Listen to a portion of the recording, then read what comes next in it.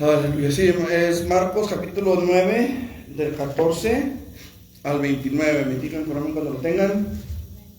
Amén. Gloria a Dios. Dice la palabra del Señor de la siguiente manera: que cuando llegó a donde estaban los discípulos, vio una gran multitud alrededor de ellos y escribas que disputaban con ellos. Y enseguida toda la gente, viéndole, se asombró y corriendo a él le saludaron. Él les preguntó: ¿qué disputáis con ellos? Y respondiendo uno de la multitud dijo: Maestro, traje a ti mi hijo que tiene un espíritu mudo, el cual donde quiera que le toma le sacude y echa espumarajos y cruje los dientes y se va secando. Y dije a tus discípulos que lo echasen fuera, y no pudieron. Respondiendo él les dijo: oh generación incrédula, ¿hasta cuándo he de estar con vosotros? ¿Hasta cuándo os he de soportar? Fíjese qué pregunta. Qué preguntas, ¿verdad? ¿Hasta cuándo os he de soportar? Traédmelo. Y se lo trajeron. Y cuando el espíritu vio a Jesús, sacudió con violencia al muchacho, quien cayendo en tierra se revolcaba echando espumarajos. Jesús le preguntó al padre: ¿cuánto tiempo hace que le sucede esto? Y él dijo: desde niño. Y muchas veces le echan el fuego y en el agua para matarle. Pero si puedes hacer algo, ten misericordia de nosotros y ayúdanos. Jesús le dijo: si puedes creer, al que cree todo le es posible. E inmediatamente el padre del muchacho clamó y dijo: creo, ayuda mi incredulidad. Y cuando Jesús vio que la multitud se agolpaba, reprendió al espíritu inmundo diciéndole: espíritu mudo y sordo, yo te mando, sal de él y no entres más en él. Entonces el espíritu, clamando y sacudiéndole con violencia, salió y él quedó como muerto, de modo que muchos decían: está muerto. Pero Jesús, tomándole de la mano, le enderezó y se levantó. Cuando él entró en casa, sus discípulos le preguntaron aparte: ¿por qué nosotros no pudimos echarle fuera? Y él les dijo: este género con nada puede salir sino con oración y ayuno. Padre, en el nombre de Jesús, en esta noche, Señor, en esta tarde todavía, tarde noche, Señor, yo reconozco mi necesidad, mi propia necesidad de ti, de que tu Espíritu Santo hable a mi corazón, de que tu Espíritu Santo hable a mi vida, y que traigas una palabra de vida eterna, Señor, a cada uno de los que aquí estamos, Señor. Hoy necesitamos de tu palabra, como todos los días, pero hoy más que ayer, Señor. Y mañana nuestra necesidad será mayor que hoy, y así sucesivamente, Señor. Por lo pronto, hoy, Señor, danos el pan nuestro de este día. Háblanos al corazón, habla nuestra vida, Señor. Ayúdanos a entender tu palabra y a ponerla por obra, Padre, en el nombre de Jesucristo. Toca el corazón de los que estamos aquí y quita todo espíritu inmundo que esté estorbando, Señor. Lo reprendemos en el nombre de Jesús. Te pedimos que perdones toda falla, Señor, en nosotros, y que no haya impedimento para que tu palabra corra como río impetuoso, Señor, a nuestro corazón. Te pedimos por los que están allá en internet, Señor, que tú les bendigas y hables a sus vidas también, Padre, en el nombre de Jesucristo. Amén y amén. Gloria a Dios. Pueden sentarse, mis hermanos, los que están bien. Gloria en nombre de Jesús.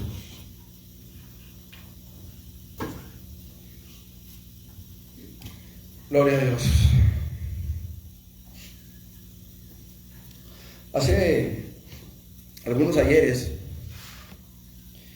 el Señor me permitió escuchar su voz, escuchar su palabra a través de una persona que estaba ministrando, y el Señor tocó mi corazón. Repito, hace algunos ayeres, algunos abriles y algunos diciembres, y a partir de ahí le rendí mi vida a Jesús. Y no ha sido fácil, como quizá para muchos otros tendrán la idea de que sí lo es. Pero la verdad es que debo decir, hermanos, que ha habido tropiezos, ha habido caídas, ha habido bajones, ha habido levantones. Ha habido de todo en el caminar cristiano. Creo que hablo por todos cuando digo que no ha sido sencillo. Para los que empiezan, quizá por estar comenzando apenas, pensarán que el cristianismo es una religión más, es una forma de fe más, es otra forma de creer en la Biblia, y finalmente es creer en la Biblia. Sin embargo, debo decirles, hermanos amados, con todo mi corazón, que el ser cristiano es un estilo de vida, es más que una religión simple y vana y vacía. El ser cristiano es una vida de batalla, de lucha, de triunfos, de victorias, pero si no hay lucha no hay victoria. Entonces es interesante, hermanos, darnos cuenta de que el cristianismo en realidad es mucho más que una simple forma de religión. Ser cristiano, hermanos amados, es darle la vuelta a nuestra vida, un giro de 180 grados. Ser cristiano, hermanos, es darle la espalda a todo aquello que antes amábamos, hablando del pecado. Ser cristiano es darle la espalda a Satanás y a su dominio sobre nosotros. Ser cristiano es abandonar antiguas prácticas, antiguas palabras, antiguos pensamientos, antiguas emociones que llenaban nuestros corazones. Ser cristiano es algo más que todo eso. Ser cristiano, hermanos, es tener una comunión con Dios. Es tratar de sostener una comunión con Dios, de mantener viva la comunión con Dios. Ser cristiano es haberle rendido a Jesús nuestros corazones, nuestras vidas. Ser cristiano, hermanos, no es tan simple como decir, ya le tomaron los cuernos, por ejemplo, cuando llevan a los niños chiquitos, ¿verdad?, que les echen agua. Ser cristiano, hermanos, es entender que hay una lucha. Efesios capítulo 6 nos dice que no tenemos lucha contra carne y sangre, sino contra principados, contra potestades, contra los gobernadores de las tinieblas de este siglo, contra huestes espirituales de maldad en las regiones celestes. Tenemos una batalla que librar, tenemos una lucha que pelear, tenemos una victoria que conquistar. Ser cristiano, hermanos amados, es haberle rendido nuestras vidas a Jesucristo y haber renunciado, o renunciar, si no lo hemos hecho, renunciar a aquel señorío que antes se ejercía sobre nosotros, al cual no podíamos decirle que no, pero ahora podemos hacerlo. Tenemos una batalla, hermanos, y tenemos que luchar contra nuestro acérrimo enemigo llamado diablo y Satanás, constantemente, hermanos. Y aun cuando mucha gente, o para mucha gente, el cristiano, el verdadero cristiano, es un fanático, porque donde quiera vemos demonios, lo cierto es que no es así. En cierta ocasión, platicando con una persona, con otro joven, cuando yo era joven, o más joven, pues, platicando con una persona, él me decía, dijo, es que tú eres de asambleas, me dijo. Y dije yo, ¿y eso qué tiene que ver? Me dijo, es que ustedes ven demonios en todas partes, dijo, hasta en el arroz, dijo. Lo cierto, hermanos, es que no vemos demonios en todas partes, y gracias a Dios que no los vemos. Si no, quién sabe cómo estaríamos de traumados, hermanos. A lo mejor no quedaríamos salir de abajo de la cama. Lo cierto es que sabemos la realidad, hermanos. No estamos ciegos ante la realidad de que hay espíritus inmundos que están tratando de derribar nuestra fe, que están tratando de hacernos tropezar en nuestro camino, que están tratando de hacernos fallar en nuestra encomienda, que es ser hijos para gloria de Dios, ser hechos para gloria de Dios. Creo que aunque hay muchas y muy variadas teorías, hermanos, en cuanto a Satanás, en cuanto al enemigo, lo cierto es que es un ser verdadero. Hay muchas teorías, es una invención del hombre, es un cuento de niños, es el logotipo de la lotería, no, hermanos, la verdad es que Satanás es real y tenemos que hablar de esto. Miren, muchas veces he escuchado gente decir que los púlpitos cristianos, que en las congregaciones cristianas no se debe hablar de Satanás o del diablo o de los demonios, porque este es un lugar santo y es un lugar consagrado para Dios. Déjeme decirle que si aquí no hablamos de esto como debe de ser, entonces ¿en dónde? ¿En Facebook? ¿En YouTube? ¿En dónde vamos a poder hablar de estos temas que son cruciales para la fe? ¿En dónde vamos a poder hablar de estos temas que son importantísimos para que podamos nosotros estar preparados, prevenidos para la batalla? ¿En dónde? Es necesario que aquí, amado hermano, en este lugar podamos hablar con libertad acerca de lo que es realmente el ser cristiano con relación a Satanás. Y con relación a Satanás, el ser cristiano, hermanos, es una lucha constante. Una lucha constante. Y este es el tema, hermanos, de nuestra reflexión en esta tarde, una lucha constante. Quiero decirle, hermano amado, que el cristiano verdadero, el creyente fiel, debe de estar siempre preparado para presentar defensa de su fe ante el inconverso, ante el mundo. Pero también el cristiano tiene que estar siempre preparado para presentar defensa de su salvación ante el enemigo de nuestras almas. Tenemos que aprender a defender nuestra fe y tenemos que aprender a defender nuestra propia salvación, porque nuestra salvación es preciosa para nosotros. Y quiero que veamos, hermanos, de qué manera podemos luchar por nuestra salvación, de qué manera podemos enfrentar al enemigo para que podamos conservar la salvación que Dios nos ha dado. Y lo primero que quiero ver, hermano, está en el versículo del 6 al 22, del 16, perdón, al 22, dice la palabra del Señor. Él les preguntó: ¿qué disputáis con ellos? Y respondiendo uno de la multitud dijo: Maestro, traje a ti mi hijo que tiene un espíritu mudo, el cual donde quiera que le toma le sacude y echa espumarajos y cruje los dientes y se va secando. Y dije a tus discípulos que lo echaran y no pudieron. Escuche, Jesús les dice: tráiganmelo. Versículo 20 dice: y se lo trajeron. Y cuando el espíritu vio a Jesús, sacudió con violencia al muchacho, quien cayendo en tierra se revolcaba echando espumarajos. Escuche, hermano, porque a veces pensamos, persona que me estás viendo en internet, quizá estás en Facebook, quizá estás más adelante tal vez en YouTube. Muchas veces pensamos que el mundo espiritual es una fantasía. Muchas veces pensamos que el mundo espiritual es una invención de Hollywood para hacer y vender películas. Pero lo cierto es que para poder defender nuestra salvación, para poder luchar por nuestra salvación y salir victoriosos, necesitamos forzosamente entender que esto es una realidad, hermano. No, hermano, no es un cuento de hadas. No se trata simplemente de asustar a los niños para que se duerman temprano. No se trata de decirles a los niños cuentos de demonios, de fantasmas, para que vayan a pedir Halloween en el 31 de octubre. Se trata de que entendamos, hermanos, la realidad del mundo espiritual que nos rodea. Es una realidad. Mire, el padre viene delante de Jesús y le dice: Maestro, traje a ti mi hijo que tiene un espíritu inmundo, que donde quiera que le toma le sacude y echa espumarajos y cruje los dientes y se va secando. Hermano, Jesús no dijo: válgame, ¿qué película viste? ¿Cómo se llama la película? ¿El mensorcista?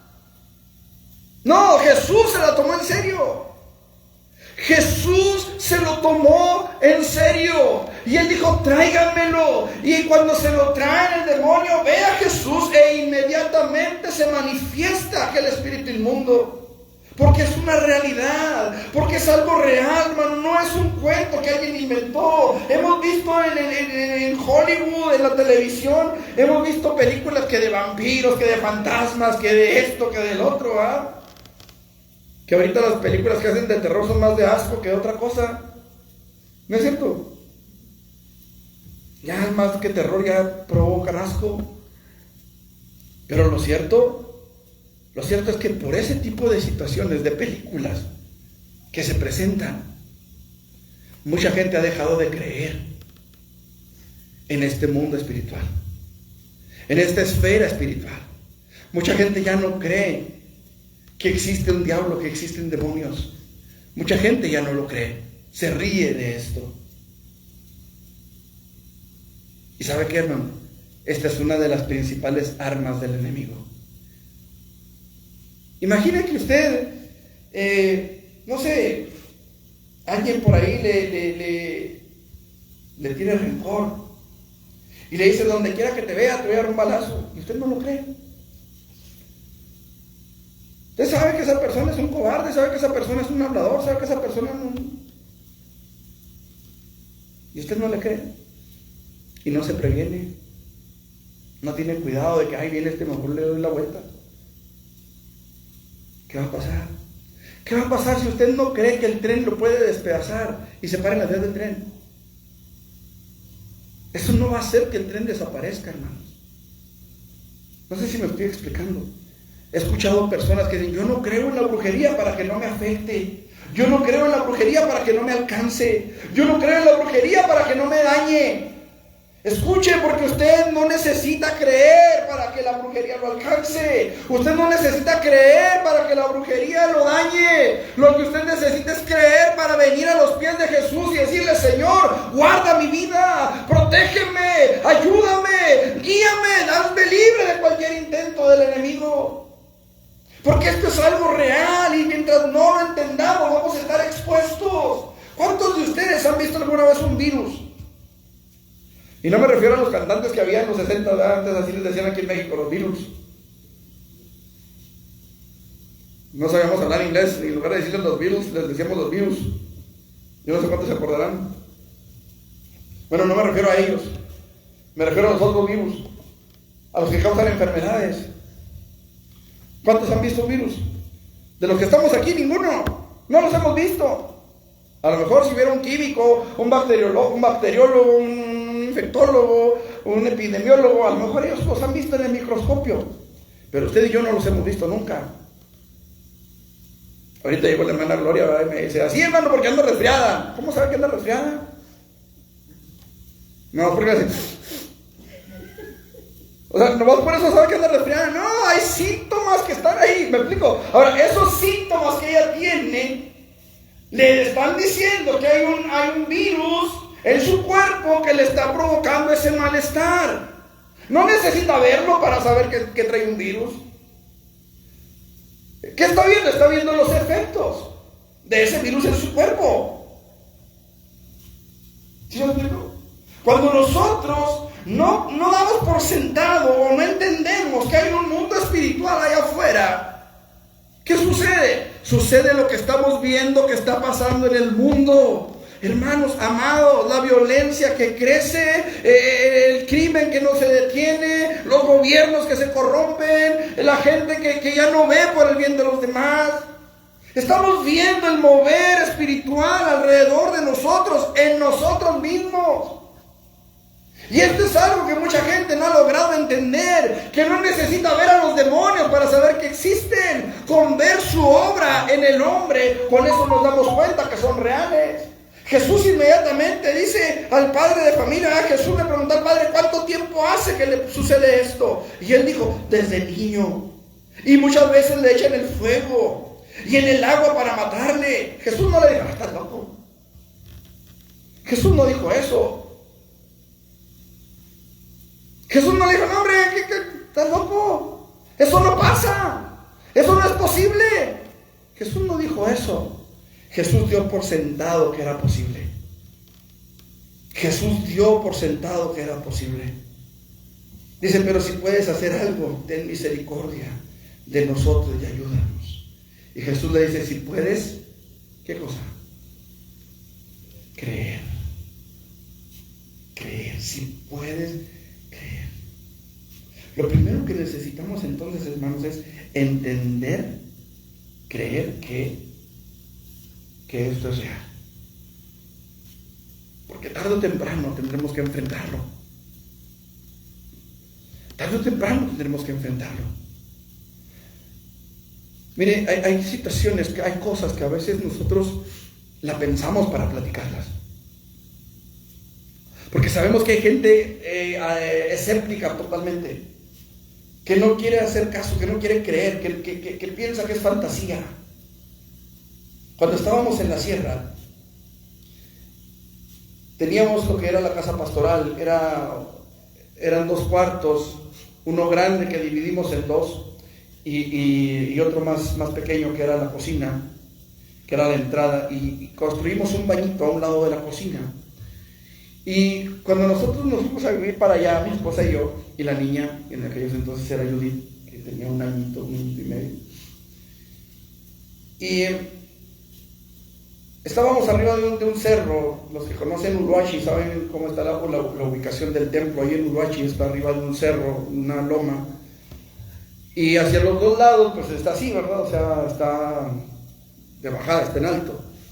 Hacia los tres lados, porque ahí es como un cordón así de tierra. Y dormíamos hacia el lado de los arroyos, porque eran dos arroyos los que pasaban por los lados. Dormíamos hacia un lado. Y de repente, aunque muchos no lo quieran creer, pero de repente sentíamos, hermano, no lo veíamos, pero sentíamos una presencia que entraba por la ventana. Nosotros dormíamos con los pies hacia la ventana, pegados hacia la división que habíamos hecho en ese cuarto, de la tabla roca, y dormíamos hacia la división, y los pies quedaban hacia la ventana, y quedaba un espacio como de 1 metro, 1 metro y medio hacia entre la pared y la cama. Y hubo por lo menos 2 ocasiones en que sentimos que, y hubo más, pero por lo menos hubo 2 muy claras, que sentimos que entró una presencia por la ventana, por la pared de la ventana, y caminó en el cuarto hacia la cocina, hacia una puerta que teníamos hacia la cocina. Esa fue una. Hubo varias, hermanos, en los que ese espíritu saltaba sobre la niña, y la niña batallaba para respirar.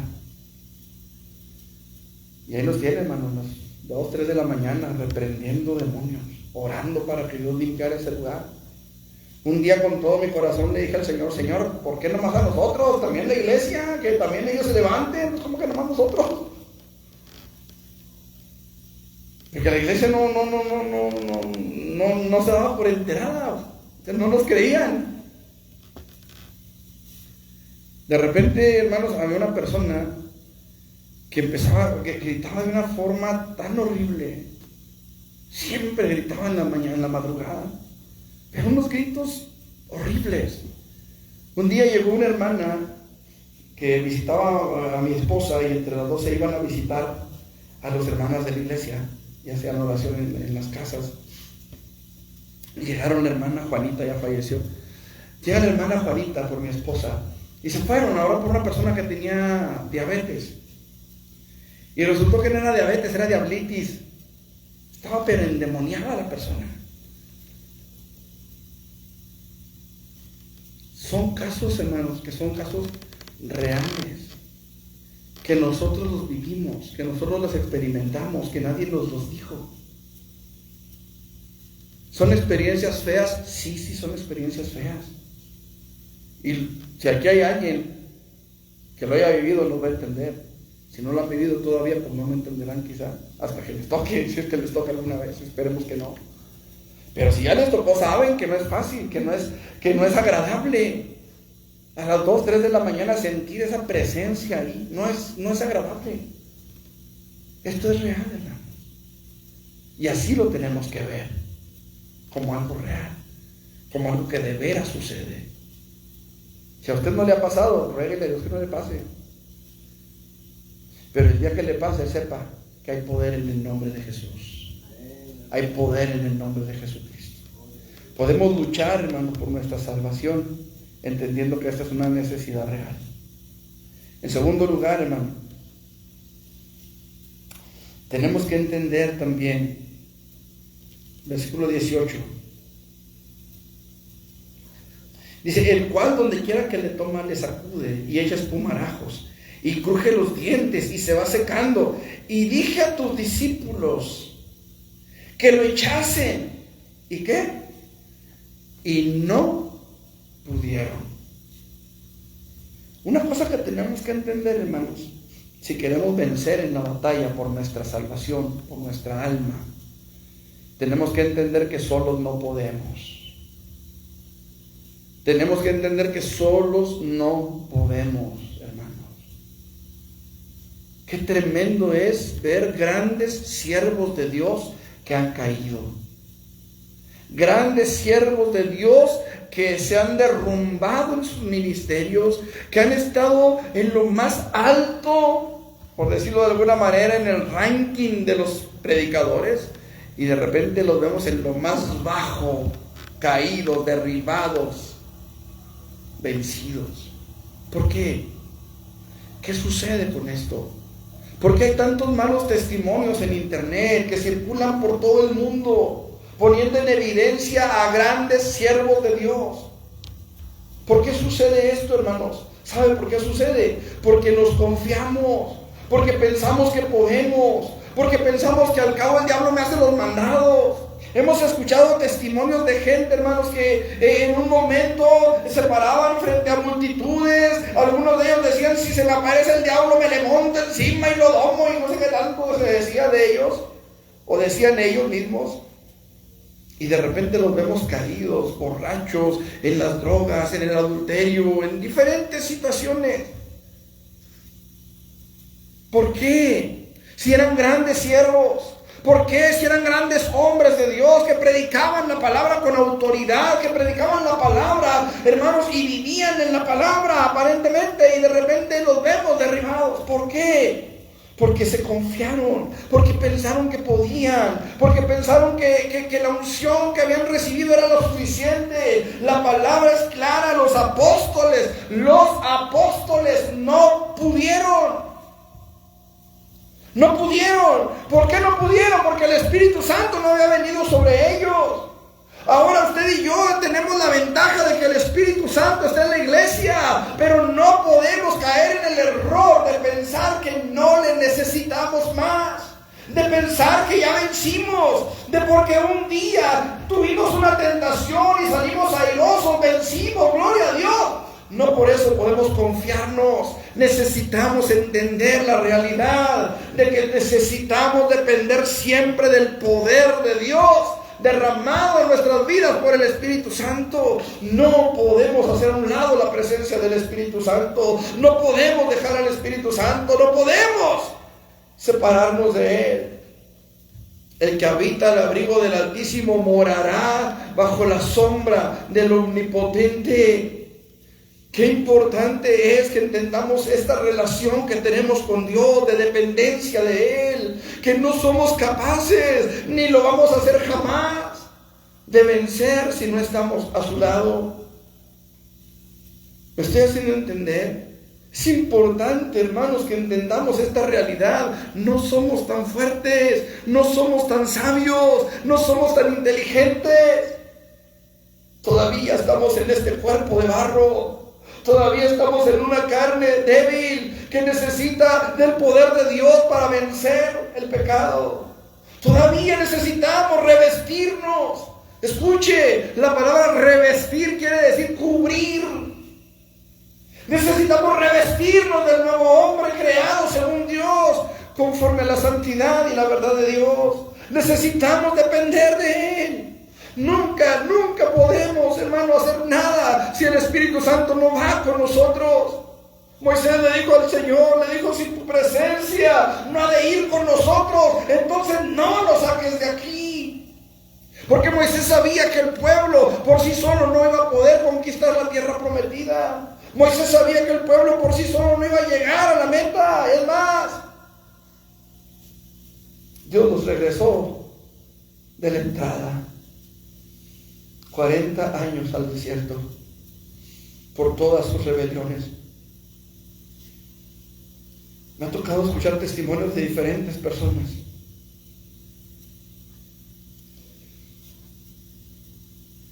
Y tristemente me ha tocado ver a diferentes personas caer o caídas. La pregunta es: ¿acaso Dios los dejó? ¿Acaso Dios los abandonó a su suerte? Debo decirle que no. Debo decirle que no. Ellos creyeron que eran lo suficientemente sabios, lo suficientemente fuertes, y se dejaron engañar por su propio corazón. La palabra del Señor es clara y dice que engañoso más que todas las cosas es el corazón, y perverso. A veces nos sentimos fuertes, a veces nos sentimos sólidos, firmes, y es ahí cuando viene la caída. ¿Saben qué es lo peor de caso? Que a veces ni cuenta nos damos hasta que ya estamos caídos. No sea que nos deslicemos, dijo el apóstol. Y deslizarse no es lo mismo que caer. Porque deslizarse muchas veces es imperceptible. Muchas veces no nos damos cuenta hasta que ya no podemos hacer más. ¿Usted cree que el hijo pródigo se dio cuenta de cómo iba en su decaimiento, en su caída? Él le dijo a su padre: Padre, dame una parte de los bienes que me corresponden. Y él, dice la Biblia, que se apartó de su padre a una provincia apartada, lejos de él. Ahí, en el momento en el que él pone un pie fuera de su casa, ahí empezó a deslizarse. ¿Cuándo se dio cuenta que se había deslizado? Cuando tuvo hambre, cuando los amigos lo dejaron, cuando el dinero se acabó, cuando ni siquiera la comida de los marranos se podía comer. Ahí se dio cuenta. Pero su caída comenzó el día que puso un pie fuera de la casa de su padre. ¿Qué le estoy diciendo? Que el día que usted ponga un pie fuera de esta casa, fuera de este templo, va a empezar su caída. No, la caída empieza a veces desde aquí adentro. Cuando dejamos de buscar de Dios, cuando dejamos de buscar su presencia y nos llenamos de cualquier cosa, y olvidamos la oración, y olvidamos la lectura de la palabra, y olvidamos lo importante que es congregarnos en un lugar donde se alabe y se glorifique el nombre de Dios. Con todo respeto quiero preguntarle a usted que está en internet: hace unos momentos estábamos cantando, ¿quién de ustedes cantó? ¿Quién de ustedes alabó? ¿Quién de ustedes adoró? ¿Quién de ustedes dobló la rodilla? ¿Y dónde están? Con todo respeto se lo digo, yo no los puedo ver, pero ustedes a mí sí. Así que yo no sé, no sé si usted que me está viendo dobló la rodilla, abrió su Biblia cuando empezamos, oró junto con nosotros, no lo sé. Pero esto se lo digo con esta intención, que usted entienda la necesidad que tenemos de congregarnos, de estar en la casa de Dios. Porque allá donde estamos en la casa, a lo mejor usted está con el celular y los hijos están con las caricaturas, o el esposo está con las películas de vaqueros, o qué sé yo. No es lo mismo, no es igual.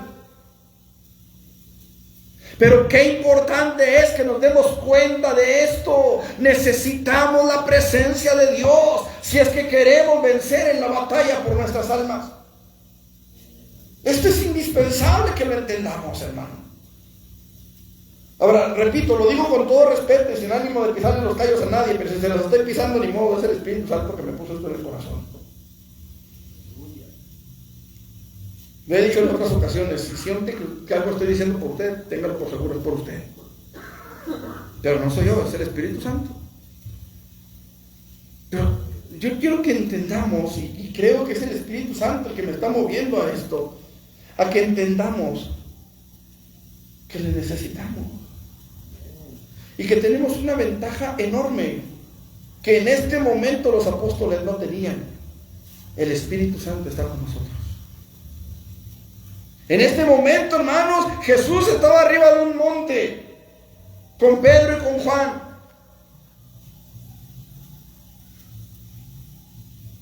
Y con Jacobo, si mal no me acuerdo. Sí, Pedro, Jacobo y Juan. Estaba arriba de un monte. Allá en el monte Jesús se transfiguró. Aparecieron Moisés y Elías a un lado de Jesús platicando con él. Pedro les dijo: qué bueno es para nosotros que estemos aquí y hagamos 3 enramadas, una para ti, una para Moisés y otra para Elías. Pero Dios le hace entender a Pedro una realidad: Pedro, ni Moisés ni Elías, es Jesús, mi hijo amado.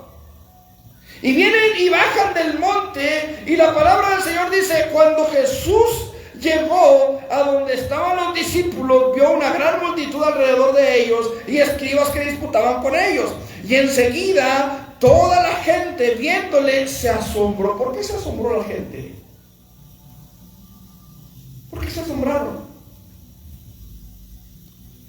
¿No era lo más lógico que Jesús bajara con sus discípulos? ¿Por qué se asombraron? Muy probablemente, hermanos, todavía había algo de la gloria de Dios en Jesús que los demás podían ver. No quiero llevarlo a creer algo que la Biblia no dice, pero ¿por qué se asombraron? ¿Qué los hizo que se asombraran? Quizás todavía el rostro de Jesús resplandecía como el rostro de Moisés cuando bajó del Sinaí. No lo sé, la Biblia no lo dice. Por eso le digo, no quiero llevarlo a creer algo que no dice la Biblia. ¿Sí me explico? Pero hubo una razón, por algo se asombraron. A lo que lo quiero llevar es a que Jesús no estaba con los discípulos en ese momento. Él estaba en el monte. Y los discípulos no pudieron echar fuera al demonio. No pudieron. Y me llama mucho la atención, hermanos, porque ellos ya habían visto milagros de Jesús, la alimentación de los 4,000, la alimentación de los 5,000. Ellos ya habían ido a predicar. ¿Se acuerdan cuando regresan, cuando la alimentación de los 5,000? Ellos venían de esa misión. Y Jesús dice, vengan y descansen aparte. Porque había mucha gente que iba y venía. Ellos venían de predicar. Y Jesús les había dicho, vayan y prediquen el Evangelio, salen enfermos, echen fuera demonios. Pero aquí no pudieron. Aquí no pudieron. Necesitamos llenarnos del poder de Dios, hermano. Usted quiere vencer en la batalla por su alma. Usted quiere ganar la victoria por su alma. Quiere que su alma sea su botín. Entonces tenemos que aprender a depender de Dios. Entonces tenemos que dejar que Dios tome la batuta de nuestras vidas.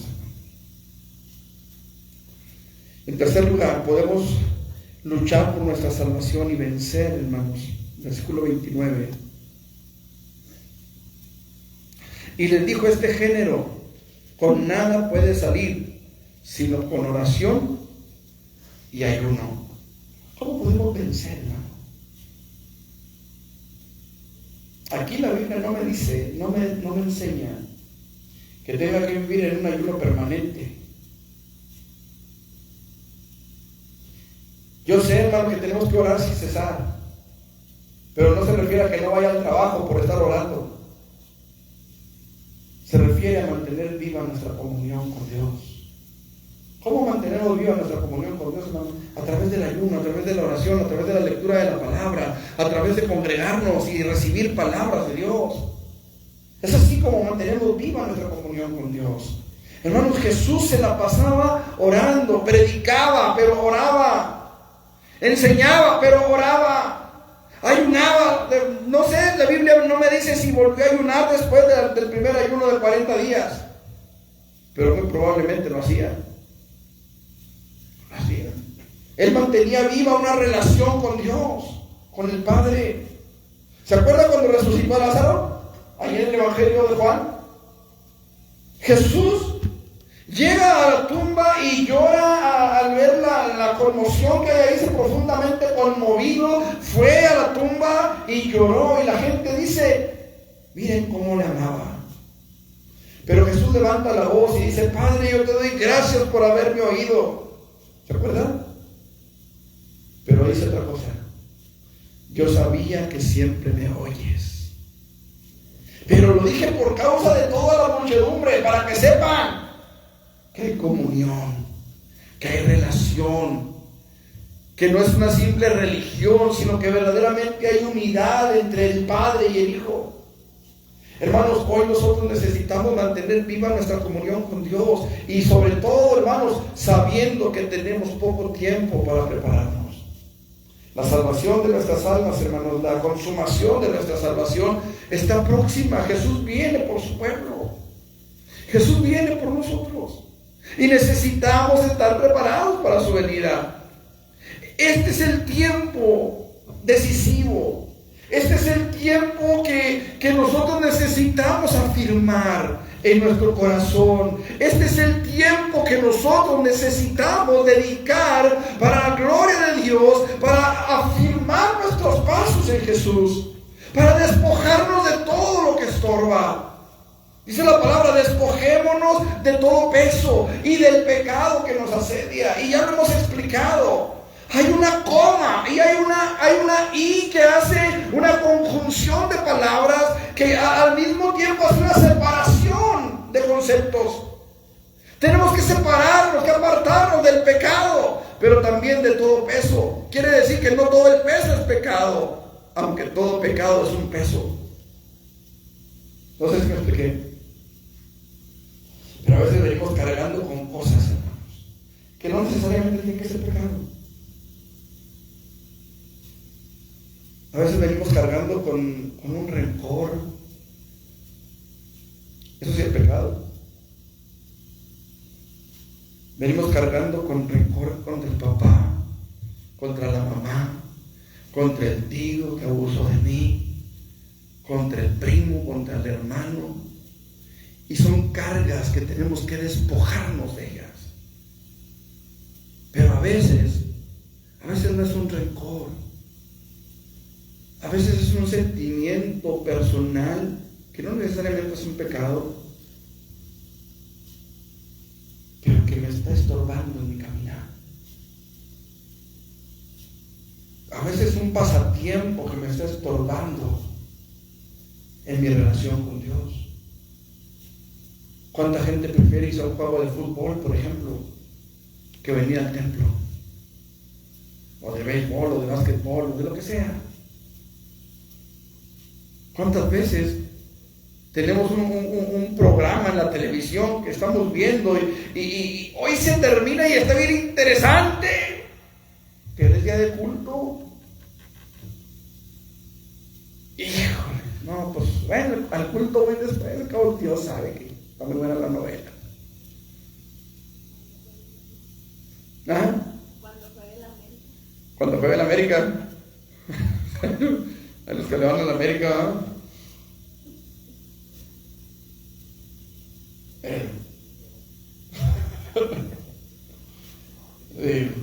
no tengo un zapato aquí para comentarles. A veces, hermanos, hay situaciones que nos llevan a apartar nuestros ojos de Jesús. A veces un sentimiento de culpa. A veces nos sentimos culpables por algo que hicimos o por algo que no hicimos. Nos sentimos culpables. Ya vimos, hermanos, que creo que este domingo pasado hablamos acerca de la diferencia cuando es el Espíritu Santo que nos está redarguyendo o cuando es el diablo que nos está acusando. Ya vimos esa diferencia. Y a veces el diablo se aprovecha de una emoción en nuestro corazón, un sentimiento de culpa, y nos hace apartarnos de la fe. ¿Eres un hipócrita que vas a la iglesia? ¿A qué vas al culto? Ni ganas tienes. ¿Qué estás haciendo aquí? Ni siquiera eres capaz de mantenerte despierto todo el sermón. En cuanto agarra el pastor el micrófono, empiezas a roncar. Empiezas a hablar en lengua.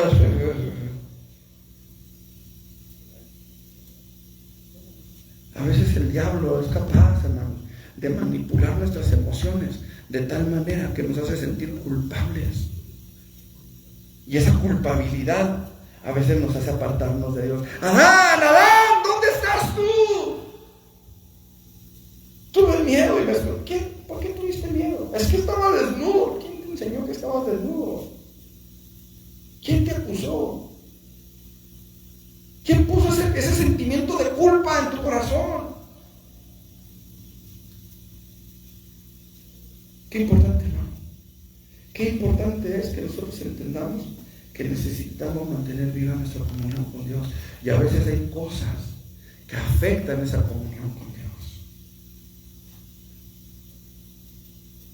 Pues es que ahí donde yo trabajo, pues hay gente que es bien pelada y le dicen un montón de tonterías y a veces les dice, apártate tantito.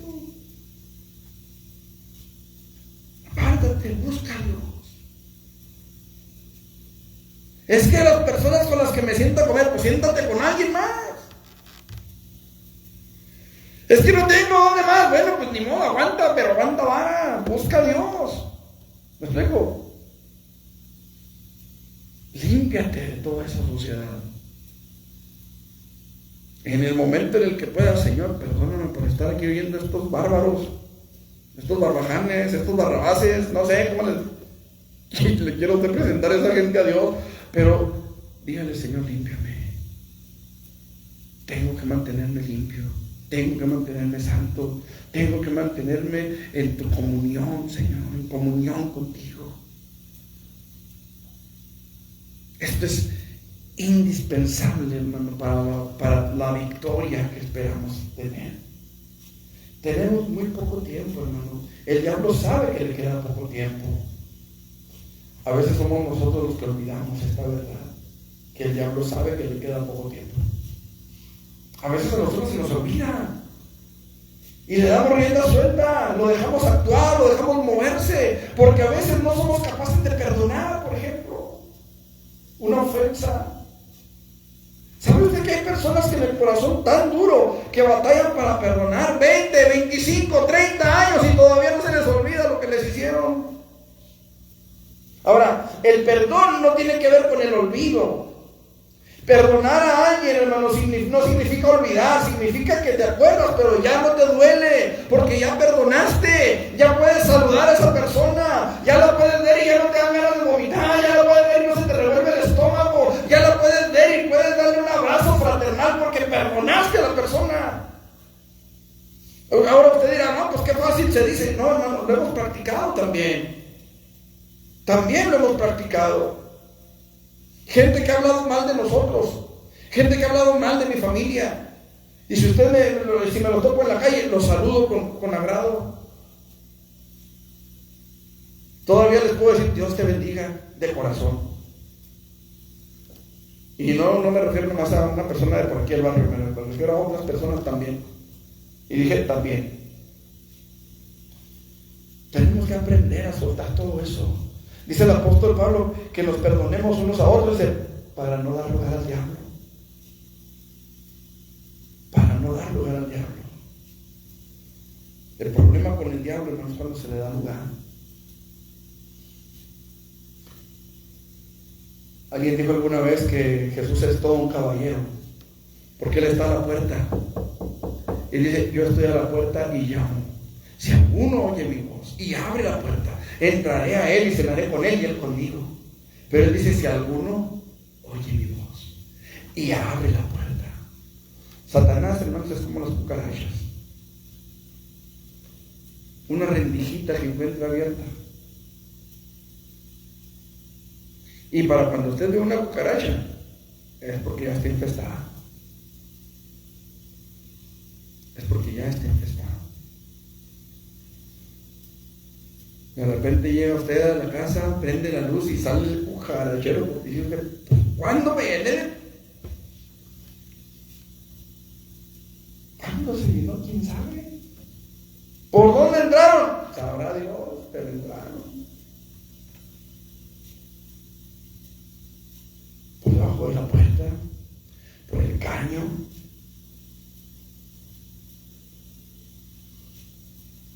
Tenemos que entender, hermanos, que para poder vencer necesitamos mantener viva nuestra comunión con Dios. No dar lugar al diablo. No darle oportunidad. Y finalmente, hermanos, si me aguantan una última, podemos luchar por nuestra libertad espiritual manteniendo viva nuestra fe. Manteniendo viva nuestra fe. Versículo 23 dice la palabra del Señor. Jesús le dijo, si puedes creer, al que cree, todo le es posible. Si puedes creer. Esta frase, hermanos. Esta frase tiene una razón de mucho peso para estar ahí. Lo hemos hablado en otras ocasiones. Póngase usted en los zapatos del papá de este muchacho. Regularmente cuando analizamos este pasaje, regularmente nuestros ojos están puestos en Jesús y en el muchacho endemoniado. Pocas veces nos ponemos a pensar en cómo estaba el corazón del Padre. Dice la palabra del Señor, respondiendo uno de la multitud, versículo 17, dijo: Maestro, traje a ti mi hijo, que tiene un espíritu mudo, el cual donde quiera que le toman le sacude, y echa espumarajos y cruje los dientes y se va secando. Y dije a tus discípulos que lo echasen fuera, y no pudieron. Regularmente, hermanos, sucede que cuando una persona está enferma, ¿qué es lo primero que nos viene a la mente? Cuando una persona enferma, regularmente lo primero que nos viene a la mente es la pastilla, el jarabito, el té, el caldo de pollo cuando hay, y si no hay, pues andamos taloneándolo como lo dicen por ahí. El doctor, que ahorita como está el seguro, Beto, quizá uno de los últimos recursos, no el mínimo. Y cuando no nos funciona el doctor, entonces Dios. Dejamos a Dios como último recurso cuando debería ser la primera opción. Y lo dejamos como último recurso. Este hombre trajo a su hijo a los discípulos. Dice: traje a ti mi hijo. ¿A quién se lo trajo? A Jesús. ¿Sí? Traje a ti mi hijo. Pero sus discípulos no pudieron echarlo. O sea, ¿se lo trajo a Jesús o se lo trajo a los discípulos?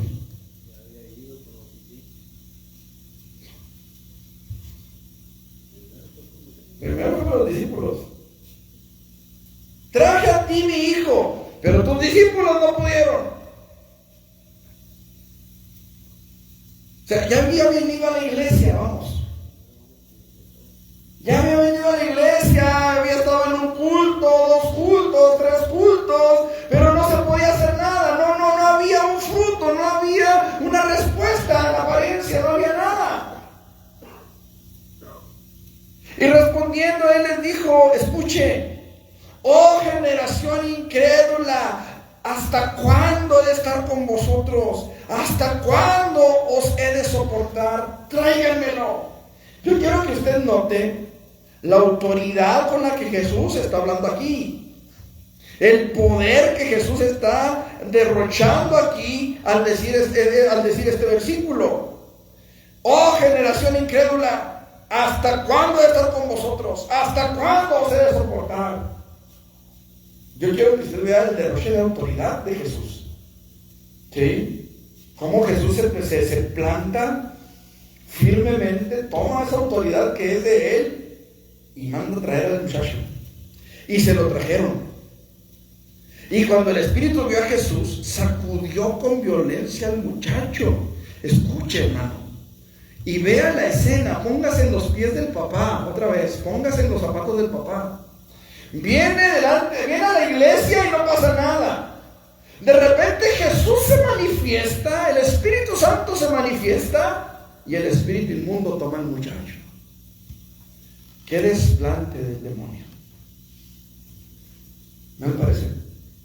Estaba delante del Rey de Reyes, del Señor de los Señores, del mismo Hijo de Dios, y hace su desplante el demonio.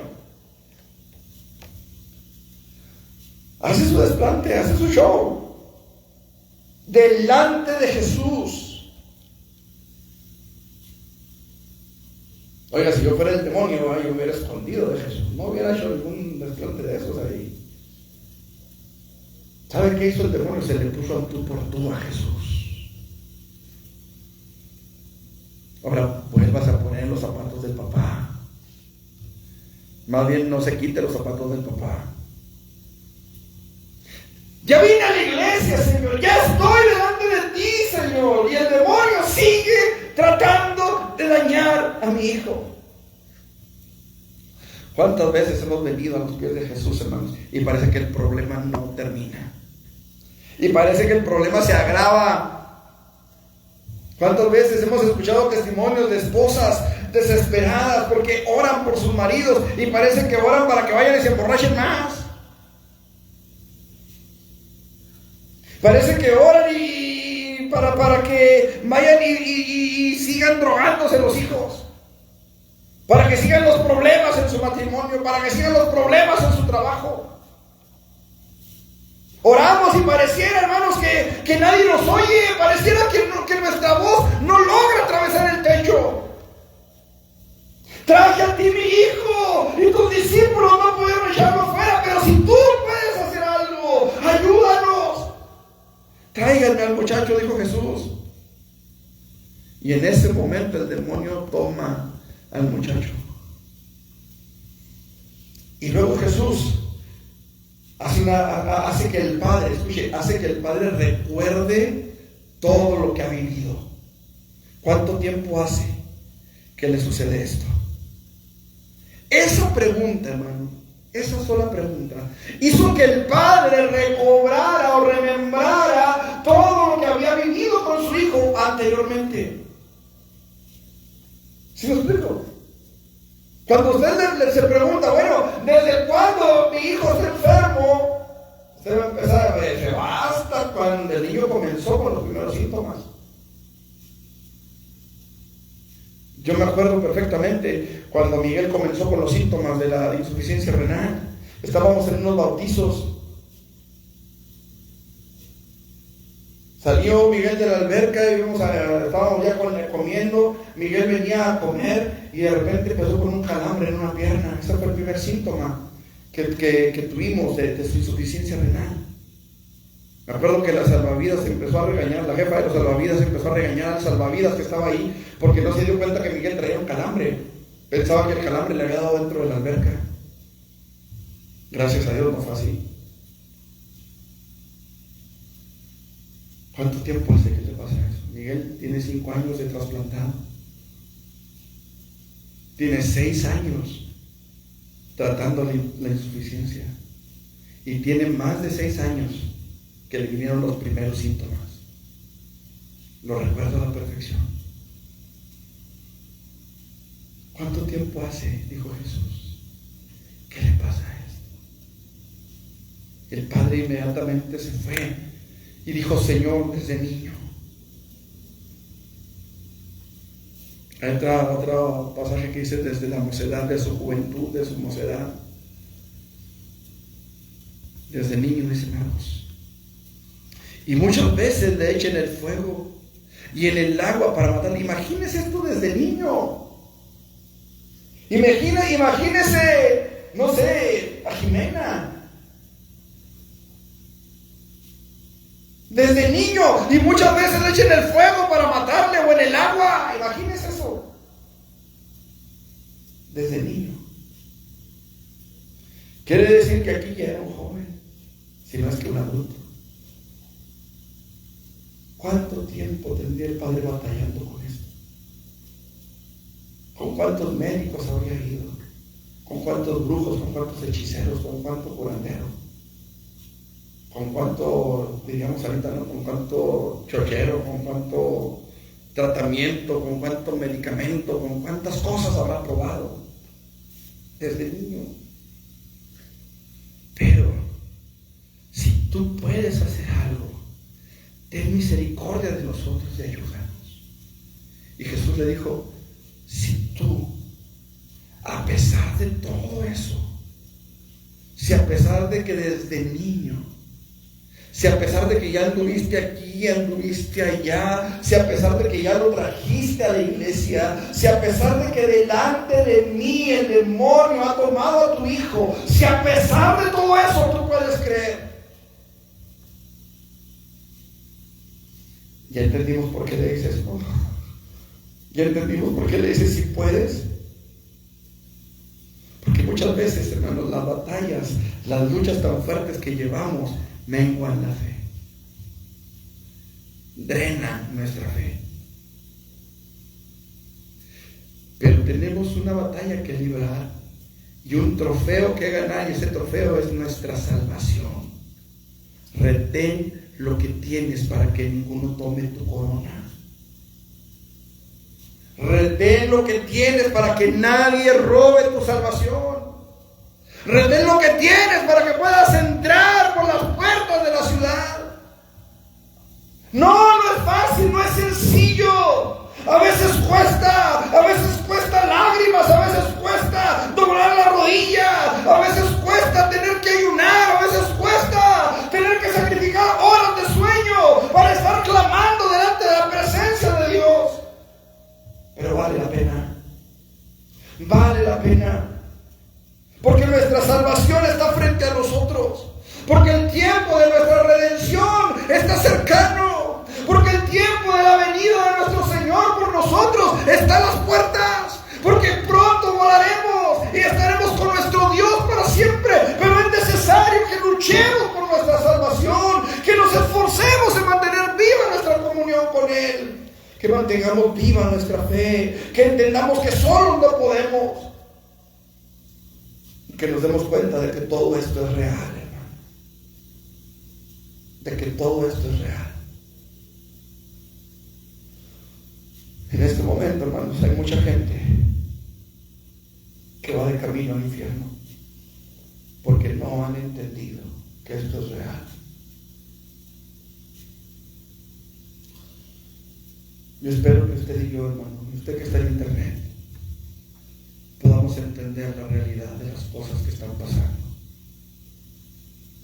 Alguien dijo que si Dios fuera real, el mundo no estaría como está. La cosa es que Dios es real, pero el enemigo también lo es, y está ejerciendo su influencia sobre todos aquellos que han rechazado a Jesús. La pregunta es, ¿qué vamos a hacer nosotros? Este hombre bien podía haber tomado a su hijo y nos vemos, y haberse ido, sin siquiera esperar a que Jesús llegara. Pero él tomó la mejor decisión. Esperó a Jesús. Él esperó a Jesús. No tomó la decisión de darle la espalda porque sus discípulos no pudieron. Esperó. Y pudo luchar su pelea de fe, su lucha de fe por la redención de su hijo, por la libertad de su hijo. Usted y yo tenemos una lucha que ganar, donde el precio o donde el premio, mejor dicho, es nuestra salvación.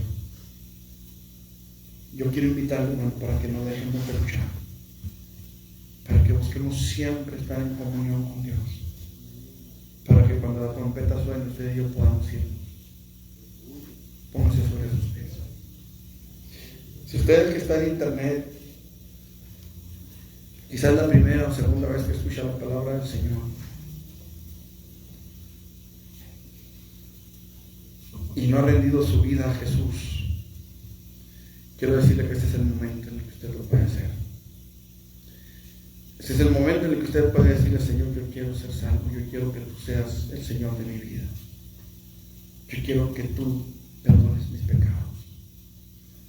Hermanos, aquí en la iglesia, yo les invito para que clamemos al Señor y le digamos: Señor, ayúdanos a llegar, ayúdanos a vencer, que el diablo no nos gane, que no nos drene la fe, que nuestra comunión contigo no decaiga. Y usted que está en internet, que no ha recibido a Jesús como Señor y Salvador, yo lo invito para que lo hagan esta noche. Lo único que tiene que hacer es decirle: Señor, reconozco que he pecado, sinceramente, reconozco que he pecado y que necesito que tú me salves, que necesito tu salvación en mi vida, en mi alma, en mi corazón, que tu sangre preciosa que fue derramada en el Calvario por mis pecados me lave. Reconozco, Señor, que he pecado delante de ti. Reconozco, Señor, que mis pecados llevaron a Jesús al Calvario. Perdóname. Si usted lo hace de todo corazón, usted será adoptado hijo de Dios, y usted tendrá la oportunidad de escapar del castigo eterno que viene sobre esta tierra. Vamos a orar. Padre, en el nombre de Jesús, he predicado tu palabra, Señor, le he dicho a mis hermanos lo que tú has puesto en mi corazón esta noche.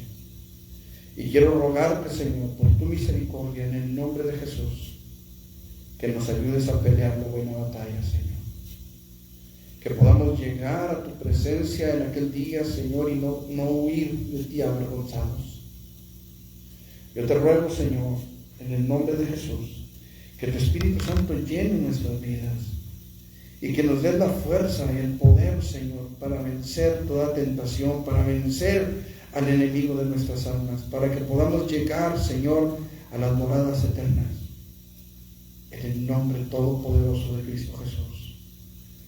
Si hubiera alguien en esta noche, Señor, que ha escuchado esta palabra y no sabe cómo rendir su vida delante de ti, yo te pido que tú te le reveles, Señor, que pueda haber un arrepentimiento genuino en su vida y que podamos ver tu gloria, Señor, perdonando pecados, lavando corazones, en el nombre de Jesucristo. Si usted desea en esta noche hacer esta oración, pidiéndole al Señor que perdone sus pecados y no sabe cómo hacerlo, lo único que tiene que hacer es pedirle perdón en sus propias palabras, decirle: Señor, perdóname, porque he pecado contra ti. Si no sabe cómo hacerlo aún, repita conmigo lo que yo voy a decir. Padre, en el nombre de Jesús, me acerco ante ti, reconociendo mis pecados, Señor, reconociendo que he faltado a tu palabra, quizá por ignorancia, quizá con todo conocimiento, Señor, de causa, pero en esta noche te pido perdón. Limpia mis pecados, Señor, lávame de mi maldad y acéptame como tu Hijo, Padre, en el nombre de Jesucristo. Gracias, Señor, por tu perdón. Gracias por tu misericordia para conmigo. Gracias por haber pagado el precio de mi salvación. En el nombre de Jesucristo. Amén. Si usted hizo esta oración, lo felicito. Ahora es usted hijo de Dios según lo que la Biblia enseña, y lo invito para que busque una iglesia donde congregarse. Si no tiene una cerca de su casa, nosotros estamos en la ciudad de Chihuahua, en la calle Séptima y San Jerónimo, Colonia de Desarrollo Urbano. Aquí es usted bienvenido todos los miércoles a las 6 de la tarde, los viernes a las 6 de la tarde, los domingos a las 11 de la mañana y a las 12 del día tenemos nuestra escuela dominical y culto todas las semanas. Dios les bendiga y pues nos vemos con el favor de Dios este próximo viernes en nuestro culto de oración. Amén.